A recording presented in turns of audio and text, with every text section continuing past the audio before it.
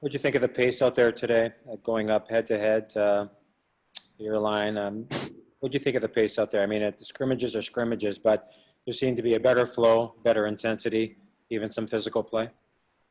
Yeah, it's good pace. It's not the prettiest of times out there. Guys are trying to get their legs under them, keep the shift short. I think the pace is pretty high. The ice is, I don't know if you guys can tell, but the ice is pretty bad. Yeah.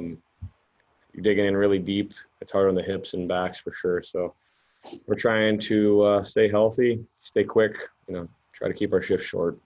So just trying to deal with, we're spending a lot of time on the ice right now. So we got to get used to that going, especially when we go to the hub. You've had some significant postseason experience with the Rangers and the Lightning. We know how tough it is for the top six guys. They get marked pretty closely. Time and space is really at a premium in the postseason. Is there somebody you see in the bottom six of your lines that might be a guy who could maybe step up and score an unexpected goal at a big time, whether it's a Gaudette or a McEwen? Do you see something in your bottom six that can lend itself to that? Yeah, in the playoffs, you said it perfectly. I mean, your top players are going to get, try to get shut down as much as they can. I think everybody buys into their role in the playoffs, no matter what team you're on. And we obviously know that that's going to be something Minnesota is going to be trying to do to us.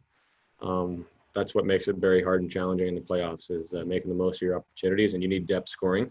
To add to the second point of your question, there is, I think we have tons of depth in our lineup. I know there's going to be obviously hard decisions. We have a lot of good players that are fighting for spots, so that's a good problem to have. And like I said, I think we have a ton of confidence that no matter who's in, I think players are going to be able to step up for us. As a veteran in the league, JT, who's been on the postseason, what do you see in a guy like McEwen who's skating better, has a nose for the net? He's a little bit hard to play against. He doesn't mind the dirty areas. He'll even fight if he has to. We know what the postseason's all about. What do you like about his game? There's a ton to like about his game. I think it's a guy you want to be on your side when it comes to crunch time. He plays to his strengths really well. He keeps it simple. He's really a really great skater and super physical and tough. I mean, that's kind of what you want. He goes to the dirty areas, got a good tipping sense around the net. He's got a really good shot actually, and it's a guy you need for sure. So I think that he's obviously going to. He's looked really good so far. Whatever ends up happening, I think he's going to make the most of it. So, obviously have a ton of faith in Zach. Thanks, JT. Next up, we have Ian McIntyre. Hi, JT. I just want to ask you sort of a developmental question. Players, when you were a young pro in the NHL, I'm sure there was a steep learning curve and sort of year by year, those first 2 or 3 years, maybe you had to learn kind of how to be a pro and take care of yourself. I'm wondering in an extraordinary situation like we've seen, is that actually a benefit to your youngest players, like say Hughes and Pedersen and obviously others, that they've had this time now to kind of reset and train, maybe be even better now than they were back in March? No doubt. It's obviously a way different circumstance, but especially younger guys that haven't played a full NHL season and had to endure a long playoff run. It's a lot of games and a lot of wear and tear on the body. So, but I know there's guys on every team that are going to have that advantage too. So it's going to even itself out. I think it's really good for guys like Huggy, who hasn't played a full one until this year. He came from playing 30 or 40 games to, almost 80 and then playoffs. So I think it's an advantage. I'm sure a lot of teams are going to be happy that this is in that sense that it's happened. Everybody's going to be fresh. It's going to be a lot of competitive people playing against each other, and it's going to be fun, minus the atmosphere in the building. It's still going to be very competitive, and everybody's going to be well rested and ready to go.